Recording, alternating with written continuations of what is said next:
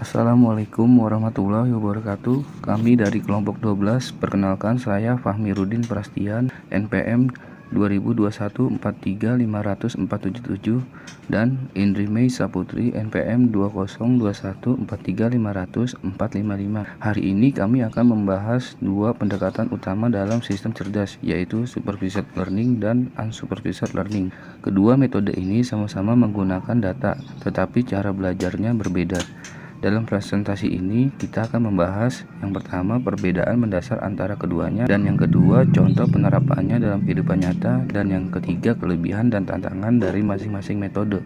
Dengan memahami kedua pendekatan ini, kita bisa lebih tepat dalam memilih metode pembelajaran mesin sesuai dengan kebutuhan.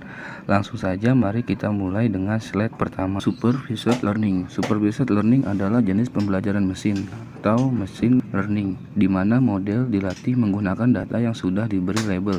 Artinya, setiap contoh data dalam dataset memiliki informasi output yang sesuai, memungkinkan model untuk belajar, memprediksi output untuk data baru yang belum pernah dilihat sebelumnya. Ciri-ciri yang pertama, menggunakan dataset yang sudah berlabel. Artinya, setiap data pelatihan memiliki input dan output yang jelas.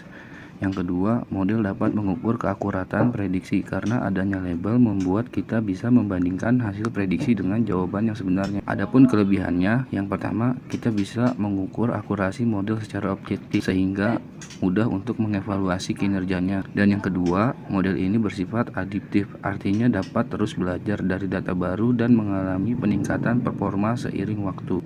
Berbeda dengan unsupervised learning. Unsupervised learning adalah jenis pembelajaran mesin atau machine learning, di mana model dilatih menggunakan data yang tidak berlabel. Tujuannya adalah agar model dapat menemukan pola struktur atau hubungan tersembunyi dalam data tersebut tanpa bimbingan atau instruksi eksplisit dari manusia. Meskipun begitu, unsupervised learning sangat berguna untuk beberapa jenis tugas seperti clustering, mengelompokkan data berdasarkan kemiripan, dimensionality reduction, yaitu menyederhanakan jumlah fitur dalam data tanpa kehilangan informasi penting, dan anomaly detection, yaitu mendeteksi data atau perilaku yang menyimpang dari pola umum. Ciri-cirinya, unsupervised learning tidak menggunakan data berlabel, artinya tidak ada pasangan input-output yang pasti dalam proses pelatihannya. Karena tidak ada data label yang dijadikan acuan, kita tidak bisa mengukur akurasi model secara langsung seperti pada supervised learning. Di sini saya sudah buatkan perbandingan supervised learning dan unsupervised learning. Supervised learning data berlabel, input data tidak berlabel, lebih sederhana, kompleksitas komputasi lebih kompleks, sangat akurat, keakuratan kurang akurat, jumlah kelas diketahui, jumlah kelas tidak diketahui. Dua pendekatan berbeda dalam pembelajaran. Dalam ranah pembelajaran mesin, kita mengenal dua paradigma fundamental yang membentuk dasar sebagian besar aplikasinya, supervised learning dan unsupervised learning. Meskipun keduanya bertujuan mengekstraksi wawasan dari data, pendekatan dan kondisi penerapannya sangat berbeda. Supervised learning beroperasi dengan data yang telah memiliki label atau jawaban yang benar, mirip dengan proses belajar di sekolah, di mana guru menyediakan contoh soal beserta solusinya. Model belajar dari hubungan antara input dan output yang diketahui ini. Unsupervised learning menangani data yang tidak memiliki label, menantang model untuk menemukan pola struktur atau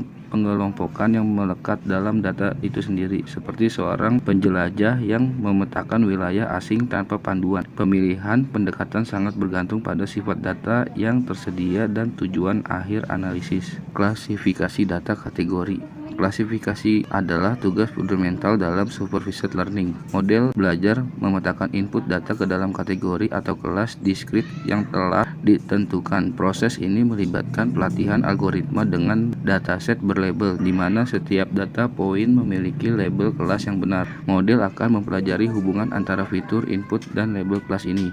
Model klasifikasi membangun fungsi untuk memisahkan kelas-kelas yang berbeda. Ketika menerima data baru, model mengevaluasi fiturnya, menetapkan probabilitas ke setiap kelas, dan memilih kelas dengan probabilitas tertinggi. Ini memungkinkan model untuk secara akurat memprediksi label kelas untuk data yang belum pernah dilihat sebelumnya. Aplikasi kritis dalam berbagai bidang. Yang pertama, penyaringan spam email. Mengklasifikasikan email masuk sebagai spam atau bukan spam berdasarkan pola teks metadata. Yang kedua, diagnosis medis. Membantu diagnosis penyakit, misalnya ada atau tidak ada penyakit dari data pasien seperti hasil tes laboratorium atau citra medis. Yang ketiga, deteksi penipuan atau fraud detection, mengidentifikasi transaksi keuangan sebagai penipuan atau sah berdasarkan anomali dalam pola transaksi. Dan yang terakhir, pengenalan objek atau wajah, mengklasifikasikan objek spesifikasi misalnya mobil, pejalan kaki, atau mengidentifikasi individu dalam gambar dan video. Regresi data numerik. Tugas penting lainnya dalam supervised learning adalah regresi yang berfokus pada prediksi nilai numerik. Ad continue berbeda dengan klasifikasi yang menghasilkan kategori. Regresi menghasilkan angka pendekatan. Ini memungkinkan kita untuk menjawab pertanyaan beberapa banyak atau beberapa nilainya untuk satu variabel. Contoh konkretnya termasuk peramalan harga properti, di mana model memprediksi rumah berdasarkan fitur-fitur seperti luas, lokasi, dan jumlah kamar, atau memprediksi suhu udara besok berdasarkan data historis dan kondisi atmosfer saat ini. Model regresi bertujuan untuk menemukan hubungan matematis terbaik yang menggambarkan tren dalam data. Selanjutnya, dari aplikasi unsupervised learning. Mengenali tanpa arahan yang jelas. Berpindah ke unsupervised learning, di sini model menghadapi tantangan yang berbeda. Ia harus bekerja dengan data tanpa label, artinya tidak ada kunci jawaban atau panduan eksplisit yang diberikan, sama seperti seorang penjelajah yang menemukan benua baru tanpa peta. Model unsupervised learning ditugaskan untuk secara mandiri mengidentifikasi pola tersembunyi, struktur yang melekat, atau hubungan intrinsik di dalam kumpulan data itu sendiri. Pendekatan ini sangat berharga untuk eksplorasi data, di mana tujuan adalah untuk menemukan wawasan atau pengelompokan yang mungkin tidak kita ketahui keberadaannya. Clustering data serupa. Salah satu aplikasi paling umum dari unsupervised learning adalah clustering. Proses ini melibatkan pengelompokan data yang memiliki karakteristik serupa secara intrinsik tanpa adanya kategori yang ditentukan sebelumnya. Clustering memungkinkan kita untuk menemukan geng atau komunitas alami dalam kumpulan data yang besar.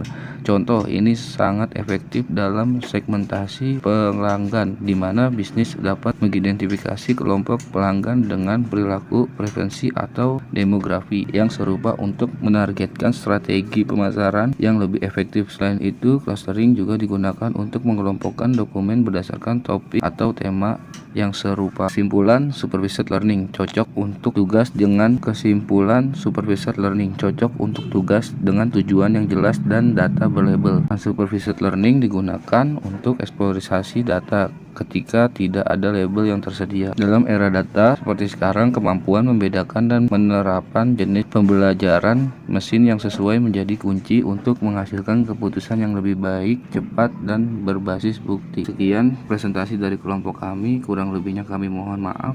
Assalamualaikum warahmatullahi wabarakatuh.